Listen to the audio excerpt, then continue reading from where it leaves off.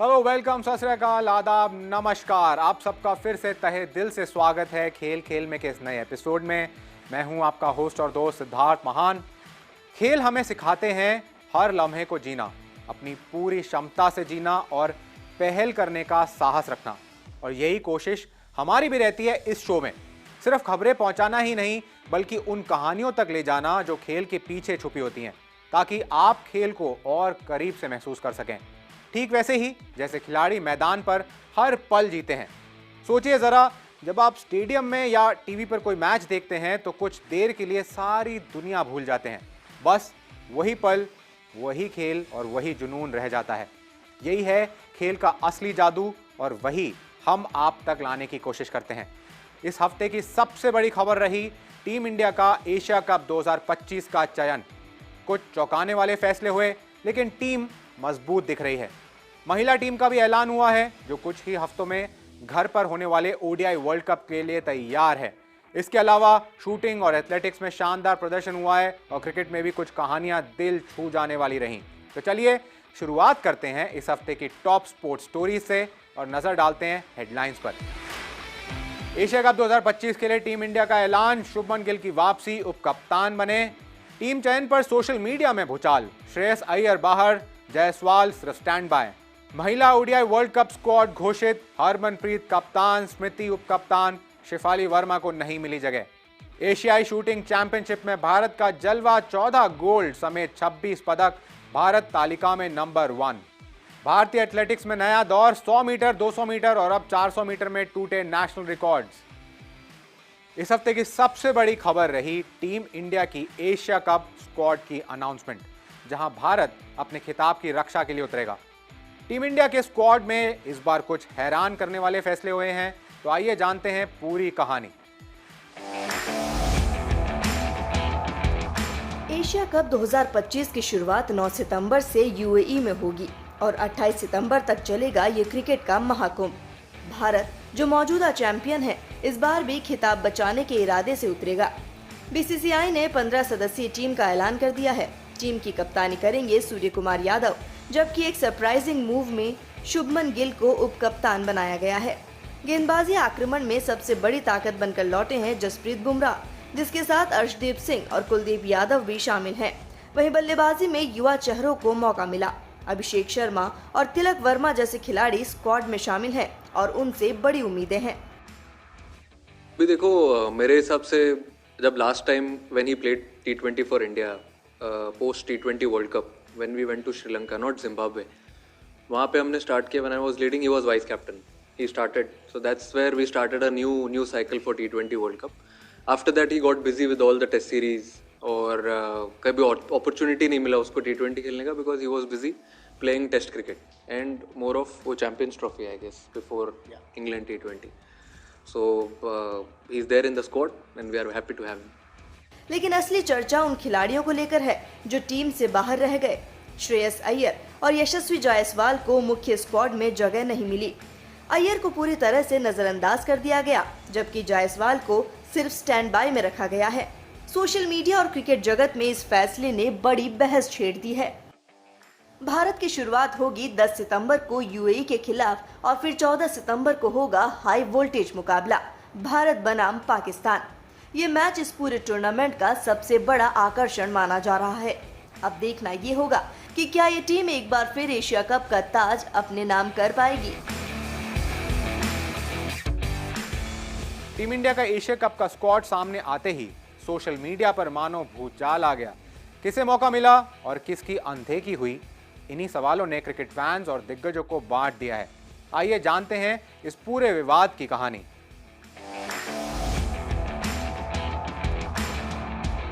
BCCI ने Asia cup के लिए 15 सदस्यीय भारतीय टीम की जैसे ही घोषणा की, इस ऐलान के बाद सबसे बड़ी सुर्खियां बनी दो नामों की गैर मौजूदगी, श्रेयस अय्यर और यशस्वी जायसवाल। अय्यर को पूरी तरह से टीम से बाहर कर दिया गया, जबकि जायसवाल को केवल स्टैंड बाय खिलाड़ियों में कर दिया गया। इसी के बाद से सोशल मीडिया पर चयनकर्ताओं के फैसले पर सवाल उठने लगे। पूर्व खिलाड़ियों ने भी अपनी प्रतिक्रियाएं दी। कुछ विशेषज्ञों का मानना है कि गिल के उप कप्तान बनने से टीम मैनेजमेंट का उन पर भरोसा दिखता है। Surprise omission was Shreyas Iyer as well Jaiswal. But if you look at India team which has been selected, is one of the best team in all condition, and I think India at this moment is a very strong team for any tournament. Australia के पूर्व खिलाड़ी Brad Haddin ने भी हैरानी जताई और कहा कि उन्हें उम्मीद थी कि श्रेयस अय्यर को कप्तानी तक मिल सकती थी। वहीं दिनेश कार्तिक ने इसे भारत की बेंच स्ट्रेंथ का सबूत बताया, लेकिन स्वीकार किया कि ये फैसले खिलाड़ियों और फैंस के लिए निराशाजनक हैं। मुख्य चयनकर्ता अजीत आगरकर ने सफाई दी कि कई टॉप खिलाड़ियों के बीच चयन करना आसान नहीं था। With regards to Yashasvi, I mean, it's just unfortunate again. You know, there's Abhishek Sharma, what he's done over the last few months or a year or so that he's been with the team, plus that he can bowl a little bit, gives us an option if required by the captain.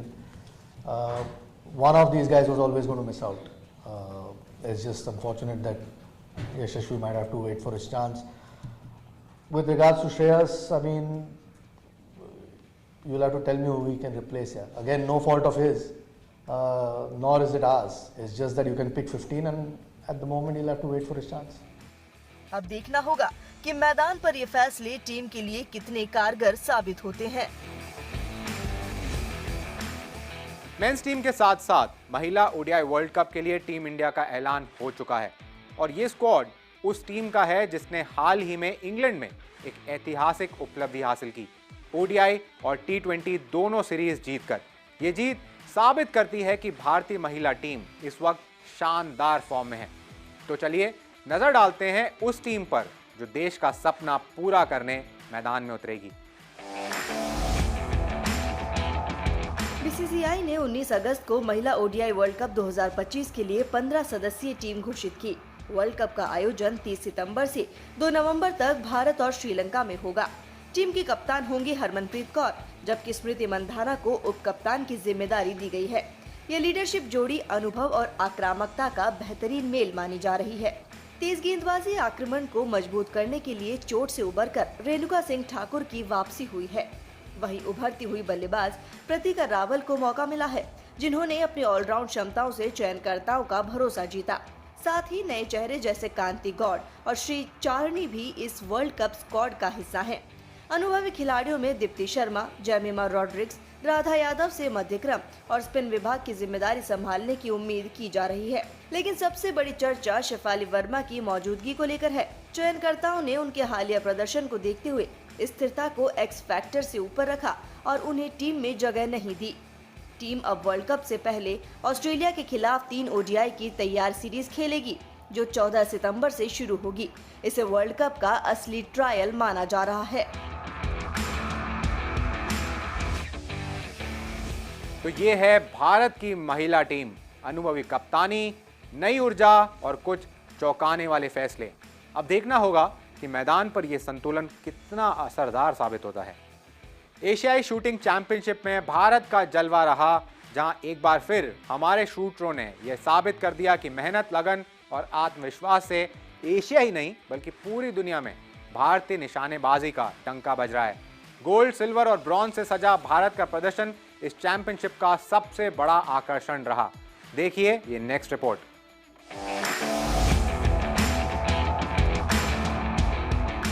Kazakhstan में चल रही 16वीं एशियाई shooting championship में भारत ने जबरदस्त प्रदर्शन किया।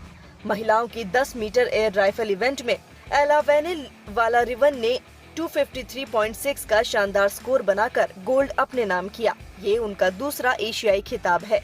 Olympic medallist Manu Bhaker ने महिला 10 मीटर एयर पिस्टल में ब्रॉन्ज पर कब्जा जमाया, लेकिन अपने अंतर्राष्ट्रीय डेब्यू पर रश्मिका सहगल ने जूनियर महिला 10 मीटर एयर पिस्टल में गोल्ड जीतकर सबका ध्यान खींचा। जूनियर स्तर पर भी भारत का जलवा जारी रहा। अभिनव शॉ ने जूनियर पुरुष 10 मीटर एयर राइफल में गोल्ड जीता। वहीं टीम इवेंट में रुद्रांक पाटिल, अर्जुन बाबूता और किरण जाधव की तिकड़ी ने चीन और कोरिया को पछाड़ते हुए गोल्ड हासिल किया। इन शानदार प्रदर्शनों की बदौलत भारत अब तक 14 गोल्ड, 6 सिल्वर और 6 ब्रॉन्ज पदक जीतकर इस चैंपियनशिप की तालिका में सबसे ऊपर है। यानी भारतीय शूटरों ने एक बार फिर ये साफ कर दिया है कि आने वाले ओलंपिक और विश्व स्तरीय टूर्नामेंट्स में भी देश से बड़ी उम्मीदें बंधी रहेंगी।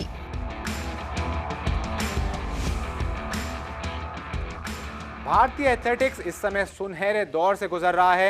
एक के बाद एक नेशनल रिकॉर्ड्स टूट रहे हैं और नए कीर्तिमान बन रहे हैं।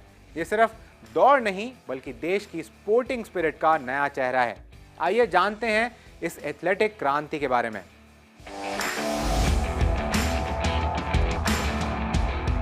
चेन्नई में हुई नेशनल इंटर स्टेट चैंपियनशिप में टीके विशाल ने पुरुषों की 400 मीटर रेस में नया इतिहास रच दिया। उन्होंने दौड़ पूरी की 45.12 सेकंड में, 6 साल पुराना नेशनल रिकॉर्ड तोड़कर। इससे पहले ये रिकॉर्ड मोहम्मद अनास के नाम था। विशाल की इस उपलब्धि ने दिखाया कि भारतीय एथलीट अब लंबी दूरी में भी नए मानक स्थापित कर रहे हैं।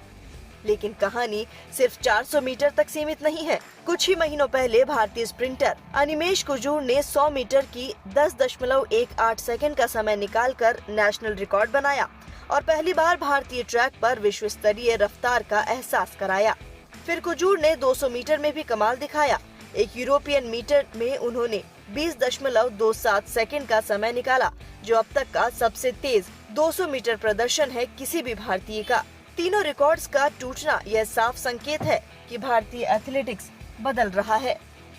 इसके पीछे बड़ी वजह है बेहतर साइंटिफिक ट्रेनिंग, स्पोर्ट्स साइंस और न्यूट्रिशन पर ध्यान, साथ ही विदेशी एक्सपोजर और भारतीय खिलाड़ियों का आत्मविश्वास।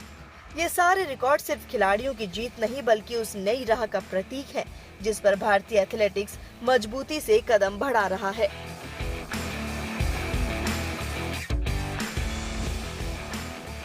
क्रिकेट सिर्फ एक खेल नहीं है, ये फिजिकल बॉडी की सीमाओं को लांघने का नाम है। इस बार भी भारत इंग्लैंड टेस्ट सीरीज ने हमें बार बार दिखाया कि खिलाड़ी किस तरह चोट और थकान से ऊपर उठकर खेल की असली रूह को सामने रखते हैं। चलिए फिर से नजर डालते हैं उन अविश्वसनीय लम्हों पर जब खिलाड़ियों ने दर्द से जंग जीतकर हमें मोटिवेट किया।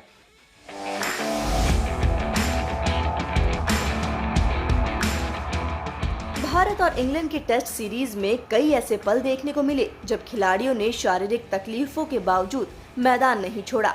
ऋषभ पंत की बल्लेबाजी इसका सबसे बड़ा उदाहरण थी। ओल्ड ट्रैफर्ड टेस्ट में जब उनका पैर चोटिल हो गया तभी वे क्रीज पर डटे रहे।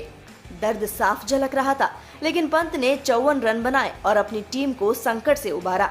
यह पारी हमें याद दिलाती है कि हौसला मजबूत हो तो शरीर की सीमाएं मायने नहीं रखती। इसी तरह ओवल टेस्ट के दौरान क्रिस वोक्स का साहस भी देखने लायक था। उनका कंधा डिसलोकेट हो गया, लेकिन टीम की जरूरत के वक्त वे मैदान पर उतरे। रन तो नहीं बन पाए, लेकिन उनका जज्बा इंग्लैंड के फैंस के लिए किसी जीत से कम नहीं था। लॉर्ड्स टेस्ट में इंग्लैंड के युवा स्पिनर शोएब बशीर की कहानी भी उतनी ही प्रेरक रही। टूटी हुई उंगली के बावजूद उन्होंने गेंदबाजी जारी रखी और आखिरकार मोहम्मद सिराज का विकेट निकालकर अपनी टीम को बधाई दी। और कैसे भूल सकते हैं इंग्लैंड के कप्तान बेन स्टोक्स को। मैनचेस्टर टेस्ट में उन्होंने लंबे लंबे स्पेल लगातार फेंके, बिना रुके गेंदबाजी की और इंग्लैंड को मैच में बनाए रखा, लेकिन चोट की वजह से आखिरी टेस्ट से बाहर हो गए। फिर भी यह जज्बा क्रिकेट इतिहास में हमेशा याद रखा जाएगा। और आखिरकार भारतीय पेसर मोहम्मद सिराज की कहानी भी कम अद्भुत नहीं रही। उन्होंने पूरी सीरीज में सबसे ज्यादा 185 से ज्यादा ओवर फेंके, सभी 5 टेस्ट खेले और लगातार 140 प्लस की स्पीड से गेंदबाजी की। आखिरी टेस्ट के आखिरी दिन भी जब शरीर जवाब दे सकता था, सिराज पूरे दम से खेले और भारत को शानदार जीत दिलाई। ये वो पल हैं जो हमें याद दिलाते हैं कि खेल सिर्फ रिकॉर्ड्स और आंकड़ों का नाम नहीं है, ये स्पोर्ट्समैन के हौसले और उनकी मेंटल स्ट्रेंथ का प्रतीक है।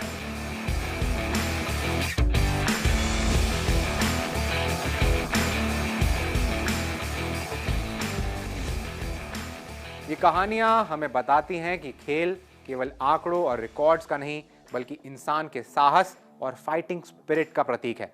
यही वजह है कि खिलाड़ी हमें हमेशा प्रेरित करते हैं और यही खेल का असली जादू भी है। तो ये थी इस हफ्ते की टॉप स्पोर्ट्स स्टोरीज, जहां हमने आपको सिर्फ खबरें ही नहीं बल्कि कहानियां भी सुनाई, वो जज्बात दिखाए जो खेल को खेल से ऊपर ले जाते हैं। हमारी कोशिश है कि आपको मैदान से जोड़ें, खिलाड़ियों के साथ जोश महसूस कराएं और खेल के हर पहलू को आपके करीब लाएं। आशा है आपको शो पसंद आया होगा। हमारी इस कोशिश को आप अपना प्यार और समर्थन देते रहिए। शाम को देखना ना भूलिए हमारा digital show the sports time machine, जहां हम आपको खेल के सुनहरे पन्नों की सैर कराते हैं। हम फिर मिलेंगे अगले हफ्ते नई कहानियों और नए जोश के साथ। तब तक अपना ख्याल रखिए, खेल का मजा लीजिए और देखते रहिए खेल खेल में विद सिद्धार्थ महान।